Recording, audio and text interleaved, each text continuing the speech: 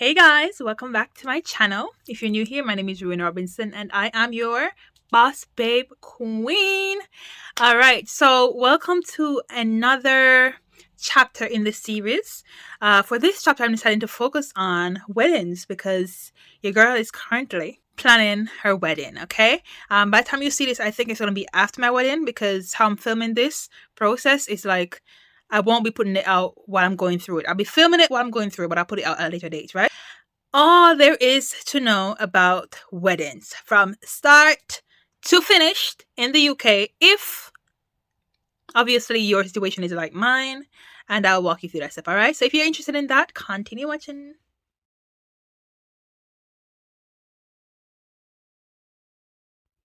So first things first, after you've gotten engaged and all the hype, you're happy and whatever, I would definitely tell you to take some time and revel in that. Take some time and just be present, like be present in that. Like a lot of times, as soon as you get engaged, people are gonna start asking you, "Oh, when is the wedding date? When is the date? Da da da da. Make sure you send my invite. Da da da."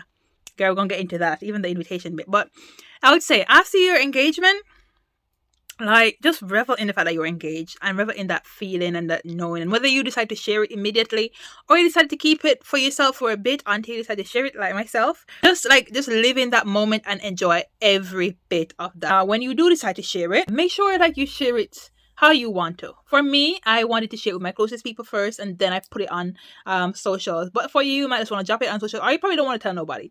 Regardless, that is just up to you. And I would just say, yeah, take some time and revel in it, because what people don't know, they can't spoil.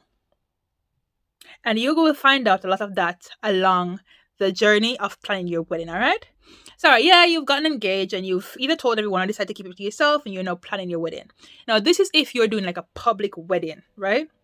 When I say public wedding, I mean you're not doing a civil ceremony. You're going to probably have a church wedding or have a wedding somewhere else authorized by some approved personnel and whatever, right? Now, honeys, let's get into the nitty-gritty of it. Do your research. I never knew that getting married had so many paperwork and so many legalities involved with it. Like, I say so many, but it's really just one. And two, if you are like international or not, right? So one, you have to give your notice of marriage to the registry. And how you do that is you go online and you fill this form online, right? And then the person from the registry will give you a call back. Now, in order for you to fill that form, there are certain prerequisites that you must have, right? So, one, you fill the form in a city where either you or your partner is, right? So, in the UK, if you're based in Birmingham, you fill it in Birmingham Registry, or if your partner is based elsewhere, you guys can fill it. So, as long as one of you guys have been living in that particular place for a number of time, you can fill it in the registry, right?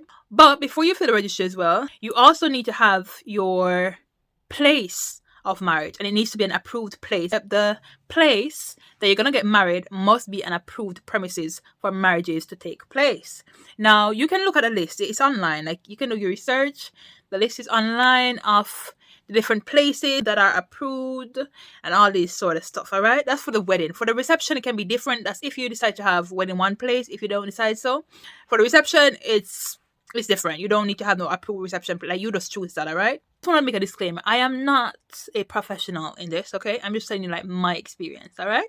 And I've always, as you guys know, shared my experience with you, like after I've done something. So when I did my driving license, I did a Boss Babe episode on how to get your driving license, the prerequisites and stuff like that.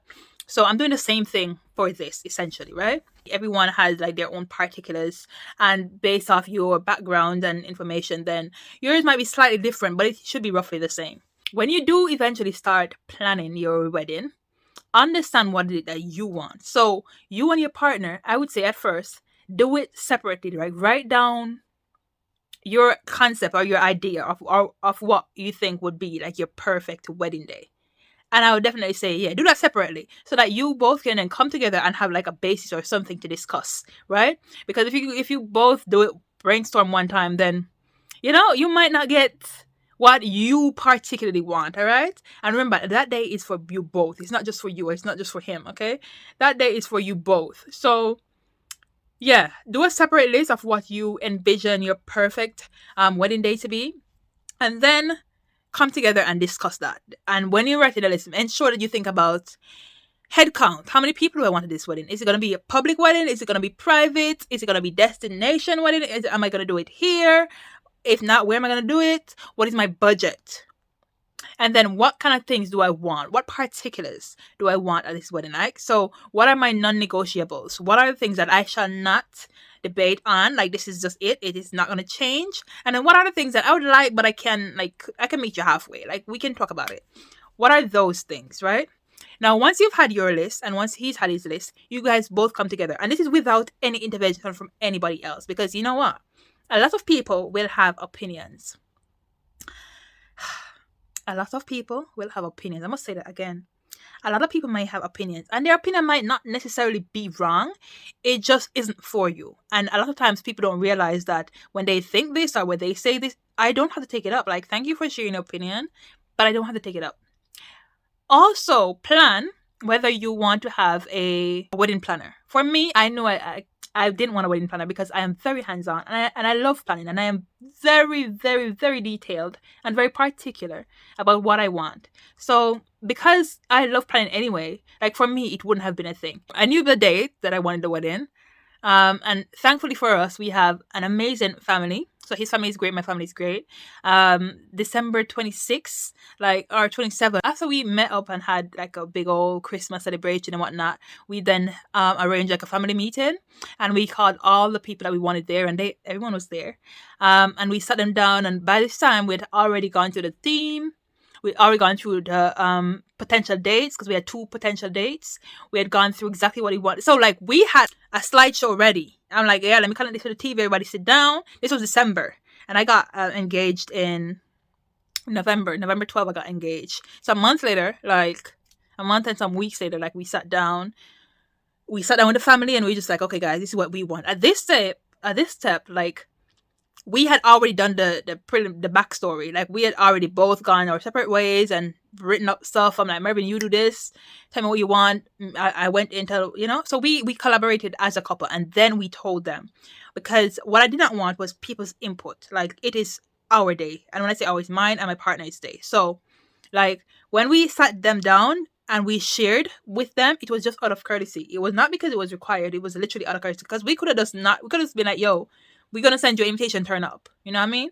But we just let them down, and out of courtesy, we said this, And they really did appreciate that. We do have like a close knitted family. So we sat them down, told them all we wanted. I had a slideshow. So there were some things that were not questionable. Like they just had to take it as facts.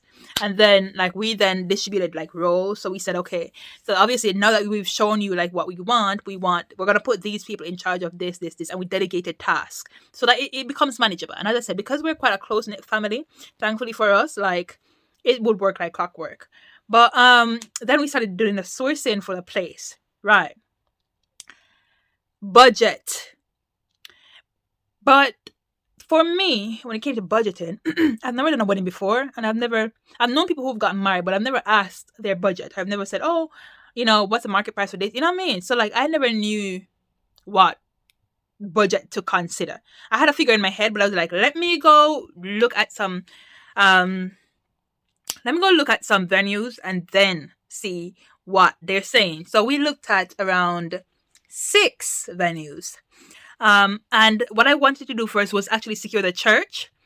And then the venues, because what I wanted to do was then send through the form online to fill it out and stuff, so that I get the license or to go ahead to say, yeah, you can get married. Right? That was the one I was talking about at the beginning of the video. If you don't have that, honey, you can't get married. But okay, we're gonna come back to that in a bit.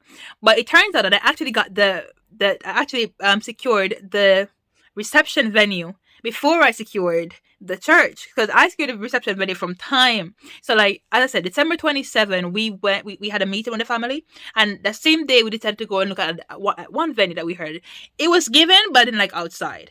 And me, I just think, when I think about my marriage, or I think about my wedding day, I want to have like one wedding. I'm not planning, I don't go into a marriage planning to get divorced or so, you know what I mean? So I just feel like, I don't want to come and be like, oh, I never too like this. I want to love every single moment of it. So I would not like compromise one thing for the next. So inside of the venue was given, but I hate industrial looking sites. I hate like if I come outside is not looking. I love the whole aesthetic, and I love I just love everything overall being nice and being how I want, right?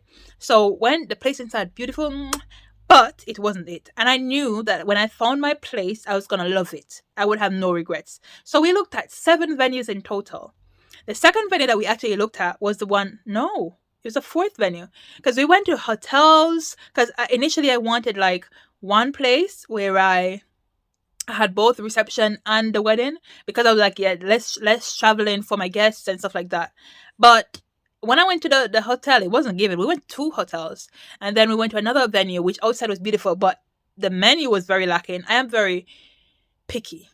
I'm not just picky, I'm very particular. I wouldn't say picky. If it's given, I would choose it. But if it's not there to choose from, like, you cannot have a limited wedding menu, bro. You're gonna tell me like, okay, I only use approved caterers, and my approved caterer is one, and it's not even from my ethnicity. Like, no. So I wasn't gonna go there, but it was beautiful. So luckily we found this place, and they were okay to have our external caterers. We had gotten our caterers already, because thankfully we had family members who were caterers, so we got that sorted. And also the place that we got, were gonna decorate their own, like, did their own decorations, and we went in and saw it. So we literally just pulled up at the place. We never booked no appointment, nothing. We pulled up, we called a number that was there, and we're like, yo, we're outside, can we come in? And they're like, usually we have to book, but okay, if you're outside, come in. And that's how we did it. And literally the following day we secured that place, because we had looked at 6 in one day and 1 the day before, after the meeting that we had with the family.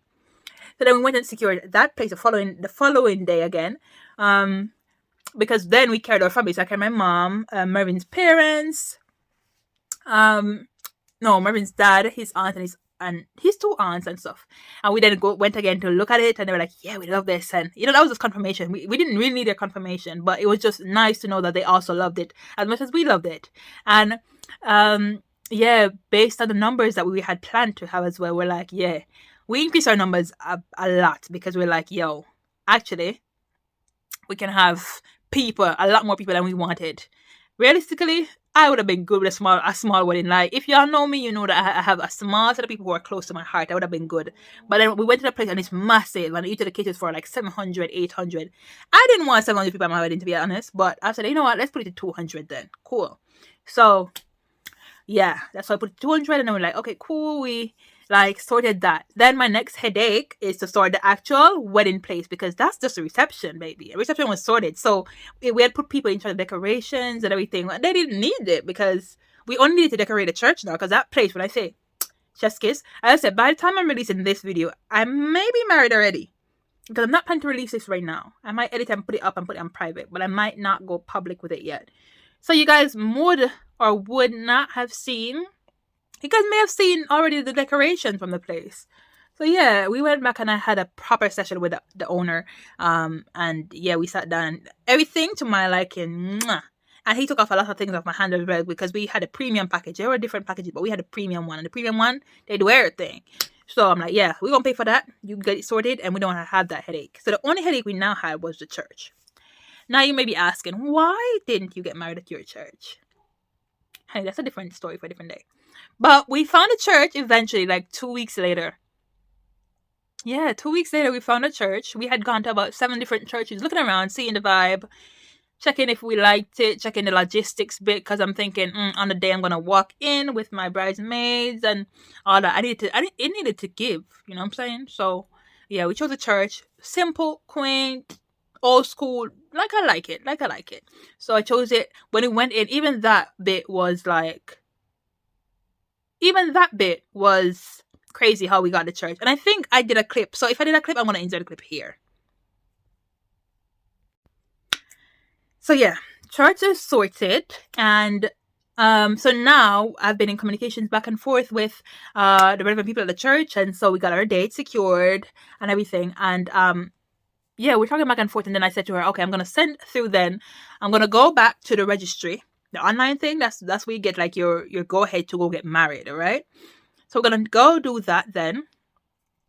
And now that we had secured the venue, and not only that, but like the church venue, when we went there, the pastor was like, oh yeah, we also have a registrar. So that is a person who officiates the actual thing, who like oversees the signing of the documents to make sure that it's legit. So the church actually had one and provided one for us. So a win's a win. So, and then the bishop was brilliant. He was like his enthusiasm, everything, like, yeah.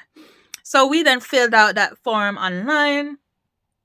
And I couldn't even get you a story about that, but we filled out the form online and we waited a whole 2 weeks before they came back. We were like, yo, what's up? I even sent them an email because usually they reply within 5 days, 5 business days. Bear in mind. So I sent them an email afterwards. I'm like, I haven't heard anything. Like, because at this point, remember, I have family coming over, right? Family who need to look about their visitor's visa, coming to UK and all sorts from all over. So I had family coming from Jamaica, from Canada, from America, and they needed a wedding invitation. But I cannot issue a wedding invitation until I am proper secured and proper confident that this is gonna actually go ahead. You know what I mean? So I was like, honeys, y'all gonna have to wait. Just plan for this day. I told them the preliminary date. Whoever needed to know the dates, they knew from time. And what I love about my family and my circle is that, yo, they be knowing stuff and be not letting nothing slip. Because everybody kept asking, oh, y'all plan a date. No, they're not asking me because I guess no one's gonna come ask me. They're more asking Mervin because I think Mervin's more approachable. So they be asking him, like, some of the people he came telling me, like, oh, everybody asking me, like, is a date settled on this and that, and he's just been telling them, oh no, we still working through it. Honey, we've been worked through it. We done did that. But they haven't asked me because I would have been like, yeah, but it's not public yet. But he's more like, he doesn't want to hurt nobody's feelings, so he's gonna be like, oh, we haven't done it yet. We're slowly working through. Bless him. He's such an amazing guy, man. Bless him. So, like, all that is worked through now, right? And I'm saying, because when I read up online, it's like they give you 28 days after you filled like the notice, after you've gone. All right, so listen. Online, you fill the form to say, I'm planning on getting married. This is my partner's name. This is where I live. And you provide your phone number. After 5 days, or in my case, 2 weeks, they call you to arrange a date for you to come in for an interview, you and your partner. So when they did that, I was on my way from work and they called me while I was in the middle of heavy traffic. So luckily the traffic was heavy. That's how I stopped. I said, guys, I'm in the traffic right now. I don't want you to call me tomorrow though, because you might not call me. So please call my partner. Because as I said, me and my partner, like, you get me? Do not plan by yourself. You and your partner did plan because you both are going to have the day.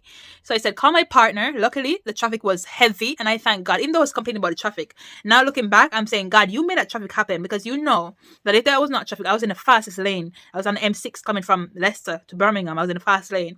Had that traffic not been there, honey, I would not have been able to stop and give them my partner's number. So I'm like, God, you did that, because, yeah, I didn't know his number off my head.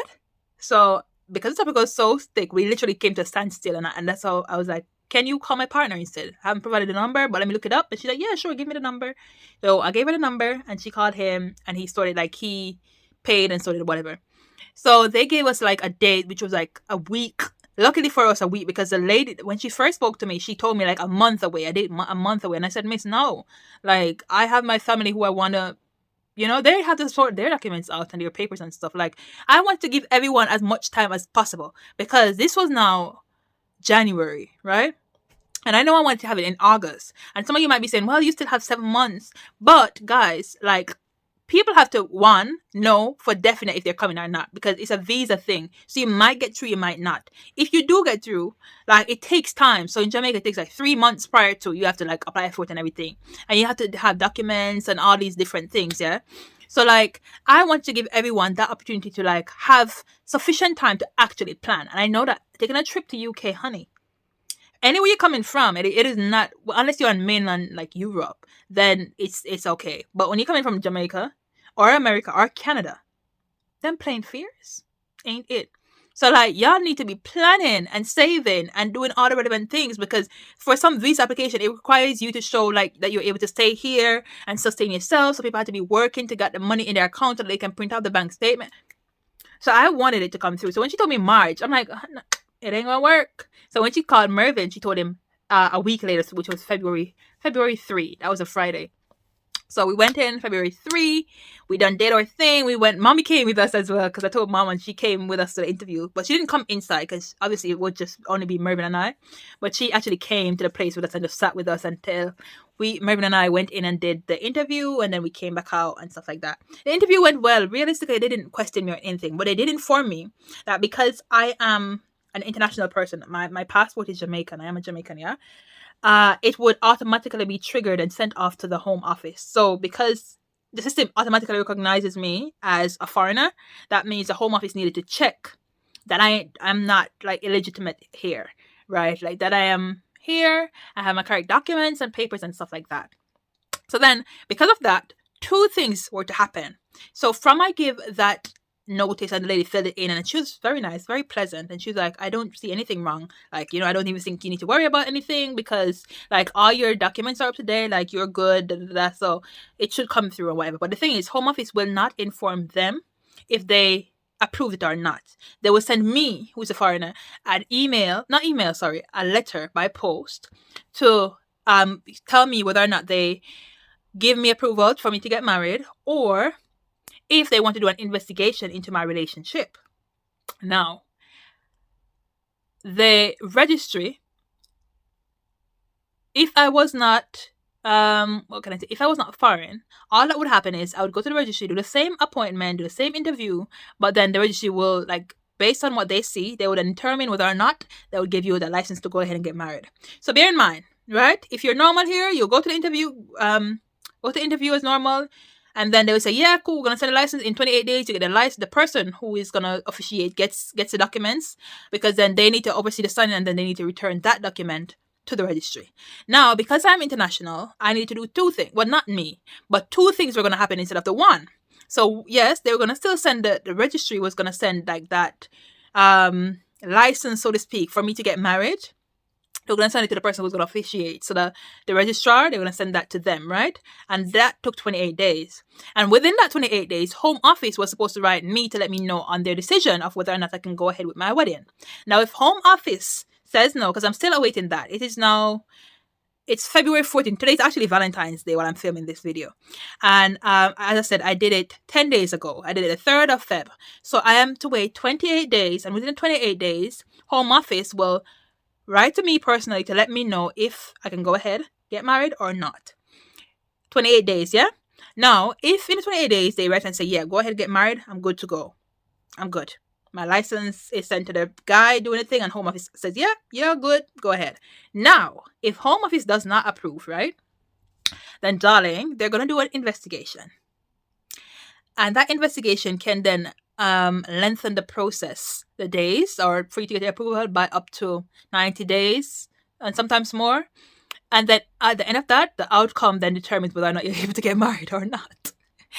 And it's crazy, right? Because I'm thinking, hold up, you can tell me not to get married? Like, come on now.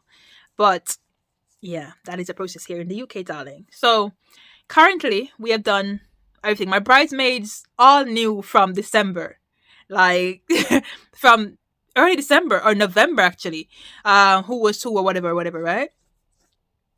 Early December, yeah, because I waited 2 weeks after November to then tell everyone. So early December, my bridesmaid knew. I formed a group chat. Like, my bridesmaid had been in a group chat. I sent them the dress that I wanted to wear. As I said, because I had time to really enjoy that. That 2 weeks, I had time to enjoy it. And then I actually had stuff that I wrote down, my color scheme, the number of people. Like, Merv and I discussed this at length. So, like, we had everything ready, like, everything planned. You get me? So, then we started writing down the list of people that we wanted to invite. So there was an original number of 80. I wanted 80 people at my wedding, right? So he would have gotten 40 and I would have gotten 40. And then we made 80, right? So we actually have that list. And those are the people who, ones. Those are my peeps. So those would have been on the list. And that was also inclusive of my bridesmaid, my parents, my close family. Yes, only 40. Now, those people who made the 40 list, y'all won't see that. But those people who made it 40, like, y'all are people who legit, you get me? But then when we went to the venue and we decided, okay, we're going to, extend it to 200, then we added some more people. That's how it went. So yeah. But then, so when we obviously had that number and stuff, when we settled on everything, we then did the little registry thing. And right now we're legit just waiting. Decorations wise, like, we have quite a number of decorations already. As I said, we only need to decorate the church now because the venue, they got it. The reception venue, they got it. But for the church, we're gonna do like a minimalistic thing. As I said, I'm speaking in the future tense, but by the time you see this video, it might be past tense. So bear with me. But yeah, so that is the updates for now. I will insert certain clips here and there of what I got. And I hope this video is helpful if you are newly engaged or just wanted to be aware of what the process is. That is it from my point of view. I am an international person. I am Jamaican. But yeah, so I hope you guys enjoyed, and I'll see you guys in another video. All right, see you in part 2.